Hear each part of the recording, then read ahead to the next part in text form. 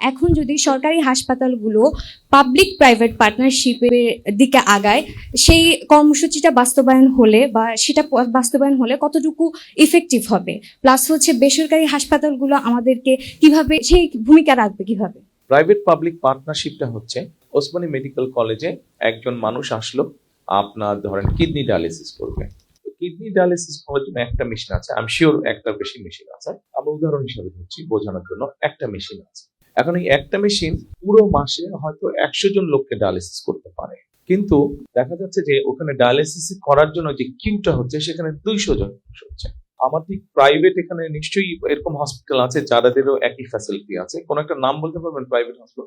North east medical. আচ্ছা, ধরেন north east মেডিকেলও dialysis machine আছে, সেই ডায়ালিসিস মেশিনের ক্যাপাসিটি হচ্ছে 100 জন মাসে। আমরা যেটা চিন্তা করছি, আমাদের যেটা পরিকল্পনা আছে সেটা হচ্ছে নর্থ ইস্ট মেডিকেল কলেজের সাথে আমরা কথা বলবো, তাদেরকে বলবো দেখো তোমাদের একটা মেশিন আছে, কিন্তু তোমাদের যেহেতু প্রাইভেট হসপিটাল, তোমাদের খরচ যেহেতু তোমরা বেশি নাও, স্বাভাবিকভাবেই ওরা হয়তো সে মাসে 30 জন রোগী পায়, তার মানে 70টা খালি থাকছে তাদের। আর আমাদের ওসমানী মেডিকেল কলেজ সেখানে 100 জন বেশি আছে, 100 জনের 200 জন আছে।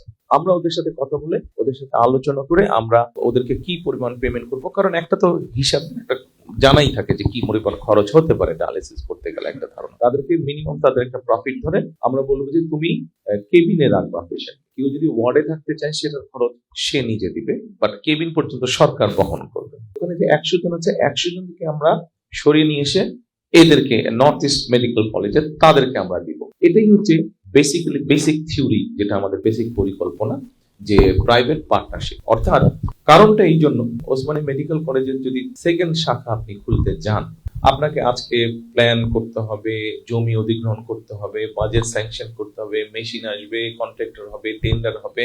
একটা রাজনৈতিক সরকারের মেয়াদ সাধারণত 5 বছর। By the time you finish the hospital, তার কাজ যখন শেষ হয়ে যাবে, রোগী যখন সেবা পাবে, ততক্ষণ একটা সরকারের মেয়াদ শেষ, রোগী হতে সেবা পাবে। কিন্তু মূল বিষয়টা এখানে না, সরকারের মেয়াদ শেষ এটা মূল বিষয় না। মূল বিষয়টা হচ্ছে আপনার সেই ডায়ালিসিস রোগী 5 বছর পর্যন্ত কি ওয়েট করা সম্ভব? তার পক্ষে সম্ভব না, ও বেচারা তো মারাই যাবে, মানুষের তো মরেই যাবে।